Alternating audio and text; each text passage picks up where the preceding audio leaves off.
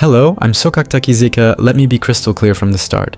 I'm not here to defend governments, borders, or ideologies. I don't speak for flags. I speak for civilians.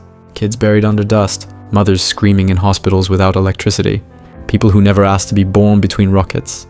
That's where I draw the line, and I stand there without flinching. According to the Gaza Health Ministry and UN reports, over 58,000 Palestinians have been killed since October 2023. At least 60% are women and children. These numbers aren't just headlines, they're proof of collapse. Meanwhile, the Israeli government continues air and ground operations in Gaza and Syria, claiming self-defense. That's the official line. But on the ground, it doesn't look like defense. It looks like routine devastation. On July 16th, an Israeli tank reportedly struck Gaza's last standing Catholic church, killing at least 3 civilians, including disabled refugees. The Vatican condemned it. Global Christian leaders spoke up. Still, no pause, no change. In Europe, the silence is louder. The EU launched an internal legal review under the EU-Israel Association Agreement. The outcome? Findings of serious human rights violations. And yet, no sanctions, no suspended trade, no policy shift. Just vague words like monitoring and dialogue. Let's get precise. In 2024, Israel exported $17 billion in goods to the EU and imported $18.5 billion in return.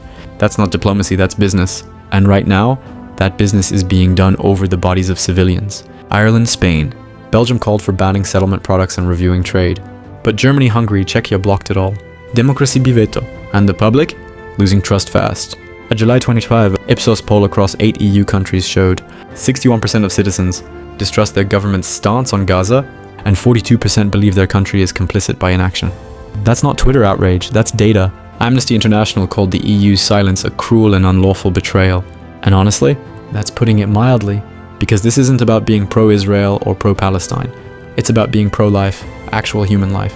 The EU could suspend its agreement with Israel, enforce its own trade laws, push for a real ceasefire. Instead, it blinks. While 2.3 million Gazans face famine, aid is delayed or denied. And all we hear are calls for caution and balance. I'm not buying it. If you see civilians dying and say nothing, you're not neutral. You're involved, you're endorsing with your silence, and history will remember that. I'm not here to chant, I'm not here for hashtags, I'm here for clarity, integrity, and if that makes you uncomfortable, maybe deep down you already know what side you're really on.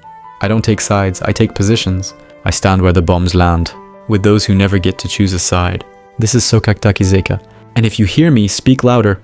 Until next time, stay awake, stay human, see you soon.